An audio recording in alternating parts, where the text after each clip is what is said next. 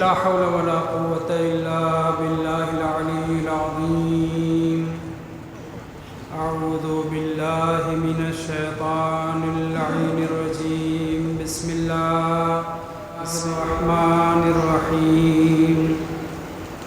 الحمد لله رب العالمين والعاقبة للمتقين والجنة للمؤمنين والنار للكافرين والناكثين والقاسطين والمارقين.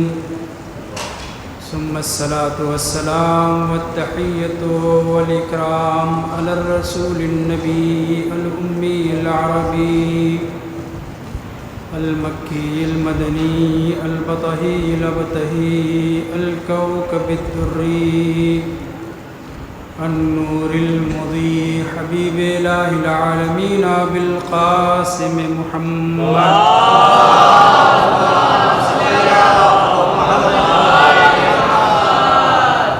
وعلى أهل بيته الطيبين الطاهرين المعصومين المكرمين الكهف الحسين وغياث المزدر المستكين وملجأ الهاربين وعصمة المعتصمين الذين أذهب الله عنهم الرجس وطهرهم تطهيرا.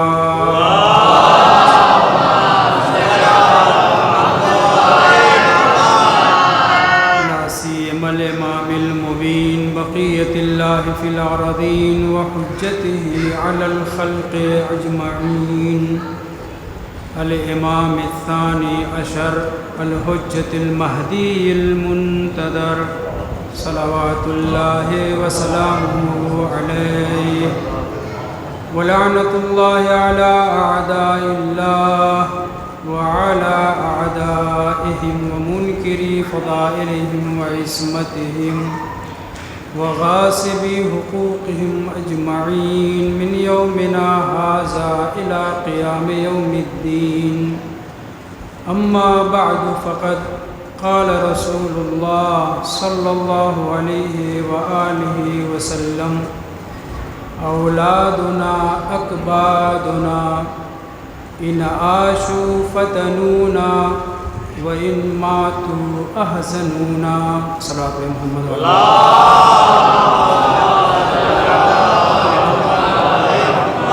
اس سے پہلے کہ میں آپ حضرات کے سامنے اس حدیث کے اوپر گفتگو کروں، میں آپ حضرات سے گزارش کروں گا، بچہ اگرچہ غیر بالغ تھا لیکن ممیز بچے کو بھی شریعت نے تکلیف دی ہے. اس بچے کی جنت میں بلندی درجات کے ساتھ جو بھی اس کے رشتہ دار اس دنیا سے رخصت ہو چکے ہیں ان کی ارواح کے ایصال ثواب کے لیے آپ سے گزارش ہے ایک مرتبہ سورہ حمد، 3 مرتبہ سورہ توحید کی تلاوت فرمائیں. بسم اللہ.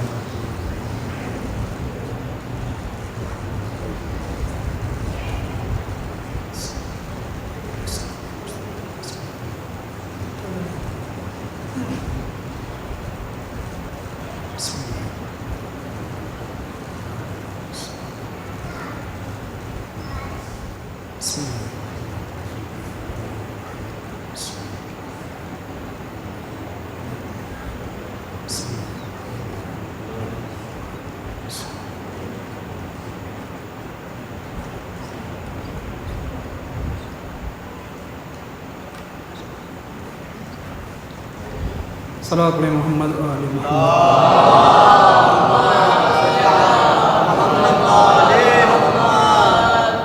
محرم کی آمد ہے اور ہمیں غم سید الشہداء صلوات اللہ علیہ و اصحاب و انصار امام حسین علیہ السلام پر گریہ کرنا ہے. ہم اپنی مصیبتوں کو، ہم اپنے دکھ درد کو اہل بیت طاہرین علیہ السلام کے دکھ درد کی وجہ سے ہلکا سمجھتے ہیں یا نہیں سمجھتے ہیں، مگر جب کلیجے کا ٹکڑا چھن جاتا ہے، جب گھر کی وہ فرد جو چہکنے والی ہوتی ہے چھن جاتی ہے تو بہرحال کافی دکھ ہوتا ہے. اسی دکھ کے دور کرنے کے لیے ہم اہل بیت طاہرین علیہم السلام کی فضیلتوں کو بیان کرتے ہیں، ان کی مصیبتوں کا تذکرہ کرتے ہیں۔ میں مولانا صاحب کی خدمت میں گزارش کرنے سے پہلے ان کی زوجہ محترمہ کے دل کا حال جاننے کی کوشش کرنا چاہوں گا، کیسے مگر اسی روایت کے ذریعے جو میں نے آپ کے سامنے ذکر کی ہے۔ پیغمبر اسلام کا ارشاد گرامی ہے، اولادنا اکبادنا، اولاد ولد کی جمع ہے، ہماری اولاد یعنی ہمارے بچے بیٹے بیٹیاں، اکبادنا کبد کی جمع ہے، کبد جگر کو کہتے ہیں۔ ہماری اولاد ہمارے جگر ہے، جگر کے ٹکڑے نہیں، ہمارے جگر ہے۔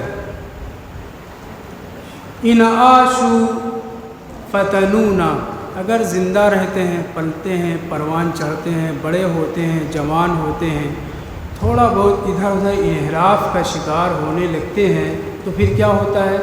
فتنونا، وہ ہمیں آزمائش اور امتحان میں ڈال دیتے ہیں۔ بچہ بڑا ہوتا ہے، جتنا پروان چڑھتا ہے، بڑا ہوتا ہے، اتنے ہی ماں باپ کی فکر بڑھتی چلی جاتی ہے۔ اس کے ماں باپ کے دل میں عجیب و غریب کیفیت پیدا ہونا شروع ہو جاتی ہے۔ اگر زندہ رہے تو آزمائش و امتحان کا سبب ہیں، وَإِن مَاتُوا، لیکن اگر مر جائیں، احزنونا، تو ہمیں وہ حزن و ملال میں مبتلا کر دیتے ہیں۔ یہ ایک فقرہ ہے رسول اسلام کا۔ سب سے پہلے میں چاہوں گا ماں کو پرسہ پیش کروں، پھر باپ کو، پھر بھائی کو، اور آپ حضرات کو بھی، چونکہ سب کے سب اس علاقے سے تعلق رکھتے ہیں، آپ سب کا پیارا تھا، لہٰذا یہ 4 باتیں مجھے کہنی ہیں، ایک باپ سے، ایک ماں سے، ایک بھائی سے اور ایک مومنین سے۔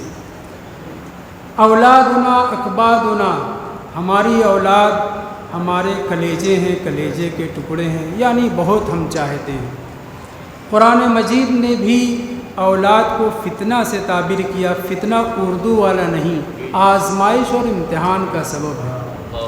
زندہ رہیں تو آزمائش ہے، اور اگر اس دنیا سے رخصت ہو جائیں تو ہمارے لیے حزن و ملال کا سبب بنتے ہیں۔ ماں باپ کے اوپر کیا گزر جاتی ہے وہ ماں باپ ہی درک کر سکتے ہیں۔ یہ تو تھی حدیث، ایک حدیث اور ہے مگر اس کے الفاظ بہت توجہ چاہوں گا۔ کتاب معانی السبتین میں علامہ حیری نے یہ لکھا ہے کہ ایک مرتبہ 2 عرب بدو آپس میں لڑتے ہوئے پیغمبر اسلام کی خدمت میں پہنچے۔ وہ کہہ رہا ہے یہ اونٹنی میری ہے، دوسرا کہہ رہا ہے یہ اونٹنی میری ہے۔ حدیث جو میں نے پڑھی ہے وہ آپ کے مد نظر رہے۔ محرم میں جو گفتگو کرنی ہے وہ الگ ہے، آج ہم کو پرسے کی مجلس ذکر کرنی ہے۔ دونوں عرب، دونوں بدو آپس میں لڑتے جھگڑتے پہنچے پیغمبر اسلام کی خدمت میں۔ وہ کہہ رہا ہے یہ اونٹنی میری ہے، وہ کہہ رہا ہے یہ اونٹنی میری ہے۔ بالآخر کسی کے پاس کوئی گواہ نہیں تھے، پیغمبر کیا فیصلہ کریں؟ معصوم امام بھی مأمور ہے، خدا کی طرف سے اسے حکم دیا گیا ہے کہ وہ فیصلہ سنائے اپنے علم امامت و نبوت کی بنیاد پر نہیں، بلکہ جو گواہ پیش ہوں، جو قسم کھائی جائے، جو گواہ کے طور پہ ثابت ہو، اس کے اعتبار سے فیصلہ سنائے، اور اگر گواہ نہ ہو تب کیا کرے؟ قسم کھلائی جائے گی۔ بہرحال یہ سب احکام ہیں۔ کوئی فیصلہ نہیں ہو سکا تو ایک عرب نے، ان دونوں میں لڑنے والوں میں سے ایک نے کہا حضور ایسا کریے، اس اونٹنی کو ذبح کر دیجئے، اگر یہ راضی ہو تو اس اونٹنی کو ذبح کر دیا جائے، ہم آپس میں مثلا بانٹ لیتے ہیں، لیکن یہ اونٹنی میری ہے، اگر یہ راضی ہو جائے تو میں دلیل پیش کر سکتا ہوں۔ اس کی دلیل کیا ہے؟ کوئی دلیل پیش نہیں کر رہا ہے۔ آخر میں جب اس نے یہ کہا کہ اے اللہ کے رسول اگر یہ راضی ہے تو اس کو ذبح کیا جائے، آدھا آدھا ہم اس کا گوشت بانٹ لیتے ہیں، لیکن یہ اونٹنی بہرحال میری ہے، میرے پاس دلیل ہے، مگر وہ دلیل ذبح ہونے کے بعد بتا سکتا ہوں۔ پیغمبر نے اس شخص سے اجازت لی، دونوں جب راضی ہو گئے، ذبح کی گئی۔ ذبح کرنے کے وقت، ذبح کرنے سے پہلے اس نے پیغمبر اسلام سے کہا، اے اللہ کے رسول، میری 2 دلیل ہے۔ وہ 2 دلیل یہ ہے کہ اس اونٹنی کے جگر میں 2 عدد سوراخ ہیں۔ آج کا زمانہ نہیں ہے کہ آپ سونار وغیرہ کے ذریعے سے پتہ کر لیں، اس زمانے میں یہ سب کچھ نہیں تھا۔ وہ عرب کہہ رہا ہے اس اونٹنی کے جگر میں 2 سوراخ ہیں، وہ دونوں سوراخ دلیل ہیں کہ یہ اونٹنی میری ہے۔ پیغمبر نے اس سے اس کی تفصیل جاننا نہیں چاہی۔ اونٹنی ذبح کی گئی، ذبح کرنے کے بعد جب اس کا کلیجہ نکالا گیا تو 2 سوراخ نظر آئے۔ اب پیغمبر نے پوچھا، یہ بتلا تجھے کیسے پتا کہ اس اونٹنی کے جگر میں 2 سوراخ ہے؟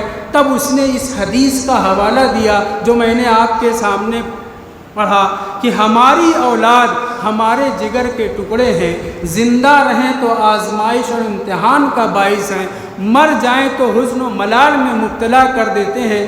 ایسے ہی ایک آپ کی حدیث میں نے سنی ہے، الفاظ مجھے یاد نہیں، کہ آپ نے فرمایا ہے کہ اگر کسی ماں کے سامنے اس کے بچے یا بچی کو ذبح کر دیا جائے تو غموں کی، رنج کی وجہ سے اس کے جگر میں سوراخ ہو جایا کرتا ہے۔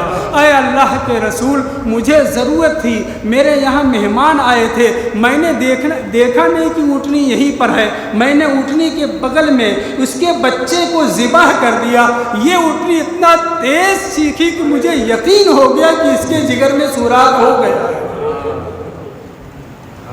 ایسے ہی دوسری مرتبہ مہمان آئے تھے یا کوئی مسافر آیا تھا، تب بھی میں نے ایسا ہی کیا تھا۔ اونٹنی بہت تیزی کے ساتھ چیخی چلائی تھی، تب مجھے یہ احساس ہوا تھا کہ اس اونٹنی کے جگر میں 2 سوراخ ہیں۔ عزیزو، اولاد کا چلا جانا ماں کے لیے بے پناہ دکھ درد کا سبب بنتا ہے، کلیجے میں سوراخ ہو جاتا ہے۔ میں خداوند متعال سے دعا کروں گا کہ مولانا کی زوجہ کو خداوند متعال بے پناہ صبر و شکر کرنے کی توفیق عنایت فرمائے۔ صلوات پر محمد و علی محمد۔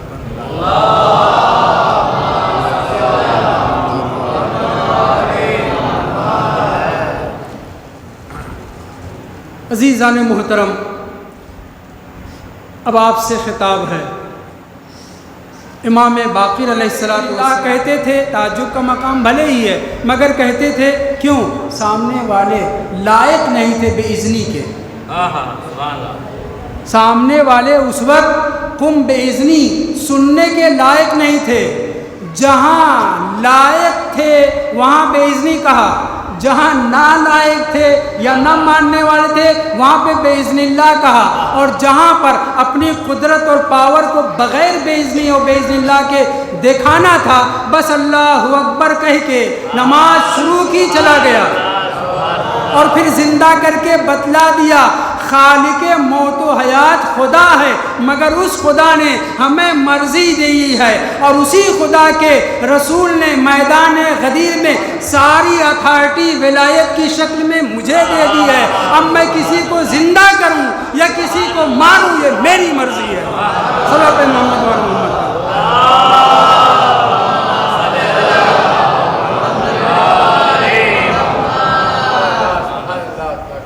ماموں جان بہت مال تھا، میں اس مال کو حاصل کرنا چاہتا ہوں، اچھی جگہ خرچ کرنا چاہتا ہوں، کیا کروں؟ اگر ہو سکے تو مجھے بتا دیجئے کہ اس نے کہاں چھپایا ہے۔ مطالبہ کیا ہے؟ صرف مال مل جائے۔ چاہنے والا ہے، شیعہ ہے، بھانجا ہوتا ہے، لیکن اس کے باوجود امام سے کہہ رہا ہے مولا وہ گمراہ تھا، آپ تو جانتے ہی ہیں، لیکن میں چاہتا ہوں کہ یہ مال مل جائے۔ امام نے یہ بتانے کے بجائے کیا کہ فلاں جگہ چھپا رکھا ہے، کہہ سکتے تھے، بتا سکتے تھے۔ امام کہتے ہیں تحب ان تراہ، اے میرے بھانجے کیا تم اپنے بھائی کو دیکھنا چاہتے ہو؟ مر چکا ہے، دفن ہو چکا ہے، لیکن امام کیا فرما رہے ہیں؟ کیا تم اپنے بھائی کو دیکھنا چاہتے ہو، اس کا دیدار کرنا چاہتے ہو؟ مطلب یہ ہے کہ تم میرے چاہنے والے ہو، میرے ماننے والے ہو، میرے بھانجے ہو، میرے رشتہ دار ہو، لیکن اس کے باوجود تم اس لائق ہو کہ بغیر بے اذنی کے، بغیر بے اذن اللہ کے ایک مردے کو زندہ ہوتا ہوا دیکھو۔ اَفَتُحِبُّ أَن تَرَاهُ، کیا تم اسے دیکھنا چاہتے ہو؟ اس نے کہا ہاں مولا، ضرور دیکھنا چاہتے۔ یہ نہیں کہا مولا وہ تو مر چکا ہے، دفن ہو چکا ہے، وہ تو زندہ نہیں ہے۔ امام کے زندہ کرنے کی قدرت کے اوپر اسے ایمان ہے، اس لیے امام سے کہتا نعم، ہاں مولا میں دیکھنا چاہوں گا۔ امام نے دوش پر رسول خدا کی رضا ڈالی، چلے اس قبرستان میں کوفہ سے باہر جہاں پہ وہ دفن تھا وہاں پہنچے۔ روایت کہتی ہے فوقظ برجلہ فخرج المیت من القبر، بس امام نے نہ بے اذن اللہ کہا، یہاں ضرورت نہیں ہے، نہ بے اذنی کہا، اس کی بھی ضرورت نہیں ہے۔ کیوں؟ اس لیے کہ رشتہ دار ہے، شہدائی ہے، مولائی ہے، چاہنے والا ہے، اپنے بھائی کے انحراف کی خبر دے کر کے بتلا رہا ہے کہ میں چاہنے والا ہوں۔ اس لیے جب امام قبر پر پہنچے فوقظ برجلہ، اپنے قدموں سے قبر کو ٹھوکر ماری، قبر پھٹی، مردہ زندہ ہو کر کے کھڑا ہو گیا، اور اس نے ایک لفظ استعمال کیا ویے ویے ویے ویے سیالان۔ میں بھی یہ لفظ اس لیے استعمال کر رہا ہوں کہ آپ کے ذہن میں بیٹھ جائے۔ اس نے ایک عجیب و غریب زبان پہ، جس کو جہنم کی زبان کہی جاتی ہے، اس میں ایک لفظ استعمال کیا۔ اب یہ حیرت میں، بھائی اس کا حیرت میں، یہ میرا بھائی کیا بول رہا ہے، ویا ویا کیا کہہ رہا ہے، سوالان کیا کہہ رہا ہے۔ اس نے عربی فصیح میں اس سے پوچھا اے بھائی تم تو عرب تھے، عربی بولتے تھے، یہ کیا ہو گیا ہے، تم کون سی زبان بول رہا ہو؟ میں نہیں سمجھ پایا۔ قدرت دی گئی اسے، اس مرنے والے کو قدرت دی گئی۔ اب وہ عربی فصیح میں اپنے بھائی سے کہتا ہے کنت مذلا ومنحرفا عن علی بن ابی طالب علیہ السلام، چونکہ میں امیر المومنین علیہ السلام سے منحرف تھا، چونکہ میں گمراہ تھا، اس لیے خداوند متعال نے میری زبان جہنم کی زبان بنا دی ہے۔ کیوں؟ یہ بہت اہم مسئلہ ہے، کیوں بنا دیا؟ امیر المومنین سے منحرف صرف تھا نہیں، کہتا ہے، میں یہاں پہ لفظ استعمال نہیں کروں گا، ممبر کی شان کے خلاف ہے، مجبوری آ جاتی ہے، لوگ استعمال کرتے ہیں، میں بھی کبھی کبھی استعمال کرتا ہوں۔ وہ کہتا ہے کنت علی سنت فلان نمبر 1 و فلان، میں فلاں اور فلاں کی روش کے اوپر قائم تھا، ان کا اتباع کرنے والا تھا، ان کا ماننے والا تھا، اس لیے خداوند متعال نے میری زبان کو بھی جہنمی بنا دیا، مجھے بھی جہنم میں جھونک دیا۔ کہنے کا مطلب یہ ہے مطمئن رہیں آپ مومنی، جو بھی سنت فلان اور فلان پر ہے اس کی ذات بھی جہنمی ہے، اس کی زبان بھی جہنمی ہے۔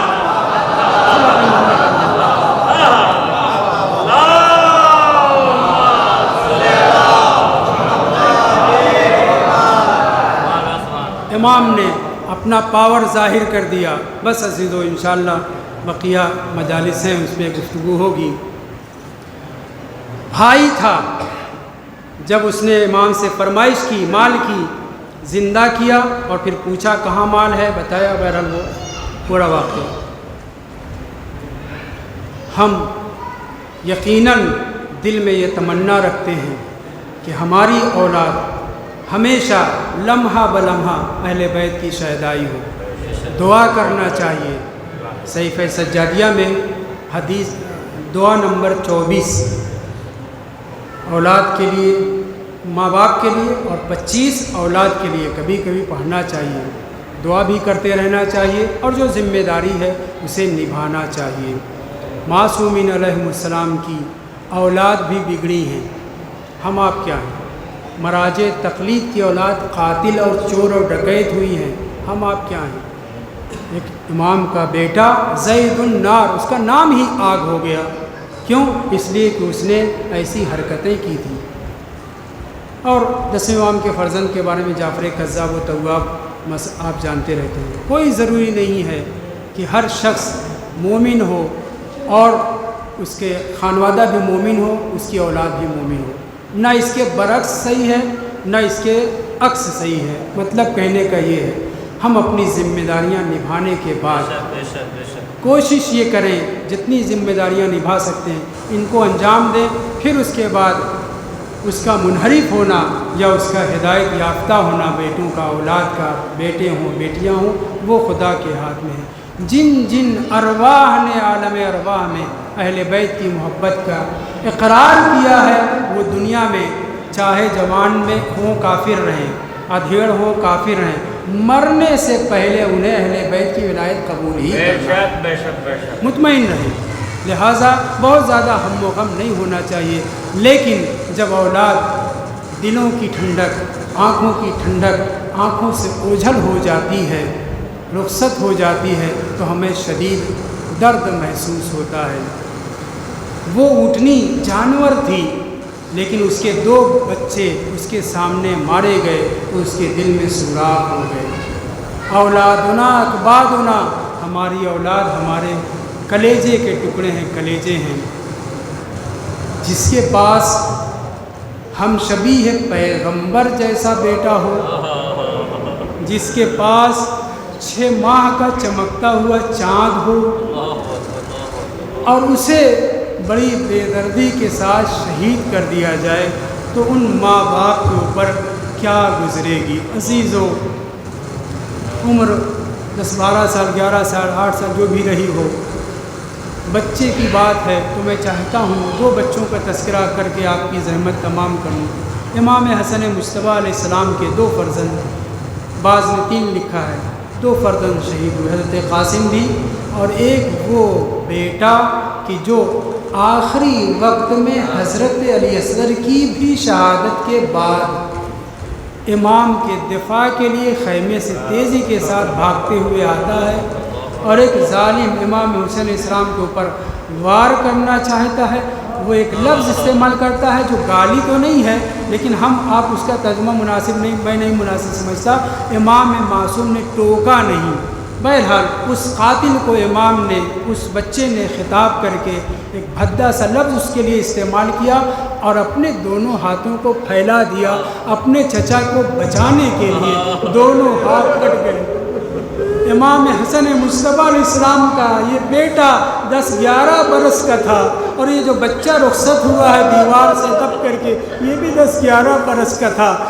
عزیزو، 5 شہید بتائے گئے ہیں، ان میں سے ایک شہید وہ جو دیوار سے دب کر کے مر جاتا ہے، مومنہ، وہ بھی شہید ہے، اسے بھی شہید کا درجہ ملتا ہے۔ مولانا صاحب بہت بابرکت انسان ہے کہ زندگی ہی میں اپنے بیٹے، شہید بیٹے کو معصومین کی بارگاہ میں پیش کر دیا، رخصت ہو گیا بیٹا۔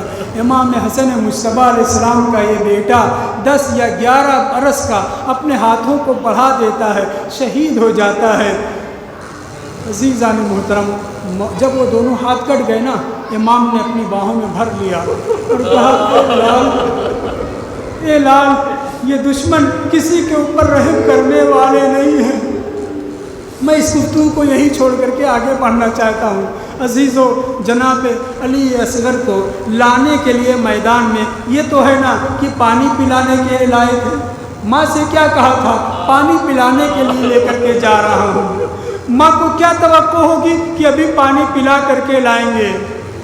بہنوں کو کیا توقع ہوگی کہ ابھی پانی پلا کر کے لائیں گے؟ اور چھوٹے سے بچے کو، 4 سے بچے کو، کافر بھی ہو، مشرک بھی ہو، منافق ہو، رحم کرتا ہے، مگر ان ظالموں کو رحم نہیں آیا۔ تو امام حسین علیہ السلام ابا کا دامن ہٹانے کے بعد آگے بڑھتے ہیں، ایک ٹیلے پر، ایک اونچائی پر آتے ہیں، گھوڑے پہ بھی سوار ہیں، ایک بلندی تو گھوڑے کی ہے، اس گھوڑے کے اوپر بلندی پہ آتے ہیں، دوسری بلندی ہوئی، تیسری بلندی جانتے ہیں کیا ہے؟ ایک مرتبہ بچے کو اپنے دامن سے دونوں ہاتھ پہ ایسے اٹھا کر کے کہا، اے ظالموں، لقد جب اللبنو فی ثدی امہ، یہ بچہ اتنا پیاسا ہے اور اس کی ماں بھی پیاسی ہے، اس کی ماں کا دودھ خشک ہو گیا ہے۔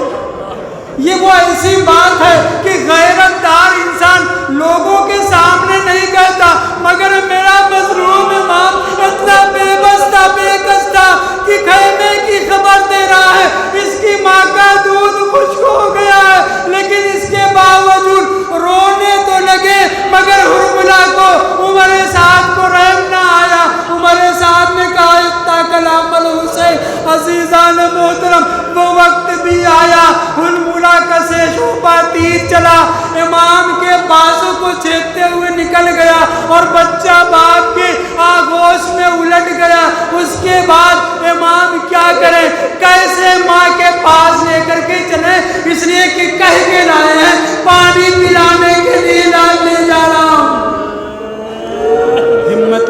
समेटा, समेट करके आगे बढ़ रहे हैं। इन्ना लिल्लाहि व इन्ना इलैहि राजिऊन, रज़म बिक़ज़ाइहि व तस्लीमन लिअम्रिहि। एक मर्तबा आगे बढ़ गए मगर फिर भी हिम्मत साथ नहीं दे रही है, वापस आ गए। क्या कहूँगा?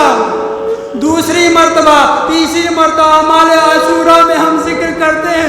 यह अमाल अमीरुल इमाम हुसैन अलैहिस्सलाम के वो अमल है जो जनाब अली असगर को अपनी आगोश में लेकर के इमाम ने अंजाम दिया था। अजीज़ों, 7 मर्तबा जब हो गया तो एक मर्तबा दरे खैमे पे पहुँच करके आपने कहा, ए रुबाब, अपने बेटे को ले जाओ। ये नहीं कहा शहीद बेटे को, ज़िबा हुए बेटे को नहीं कहा, अपने लाल को ले जाओ। जनाब रुबाब से पहले जनाब सकीना दरे खैमे पे आकर के फौरन कहती हैं, ए बाबा, या अबादा हो लक़द सक़ैता अख़ी अलमा। ए बाबा, आपने मेरे भैया को पानी पिला दिया है ना, अब मैं छोटी हूँ, इसके बाद मेरी बारी है, मुझे लेकर के चलिए। इमाम क्या जवाब दे? फ़िक्रा क्या था? लक़द सक़ैता अख़ी अलमा।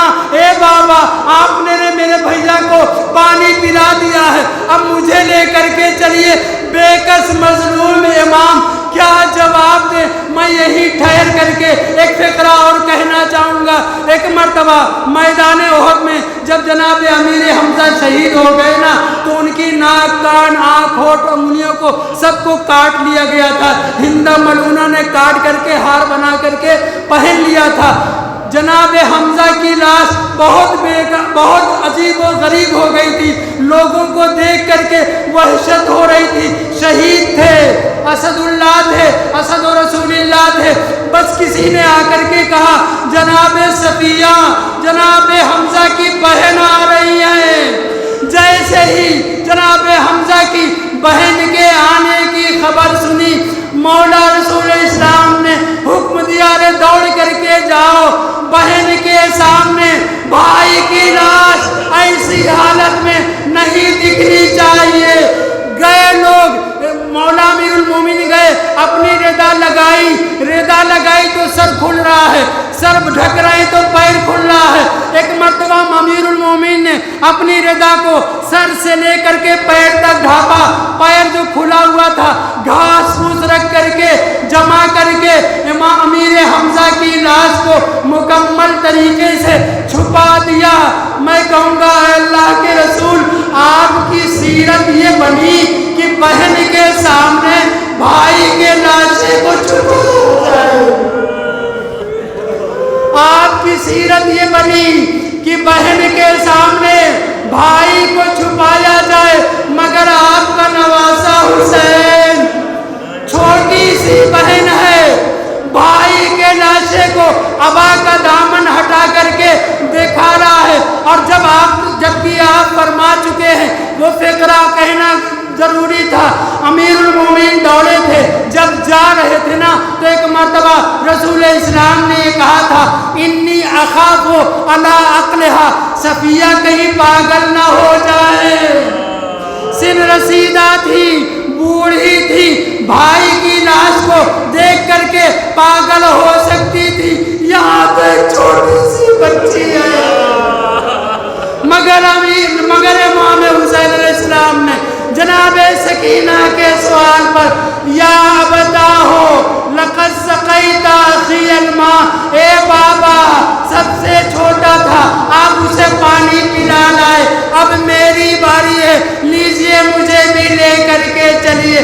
मौला से कुछ जवाब न बन पड़ा, अबा का दामन हटाया।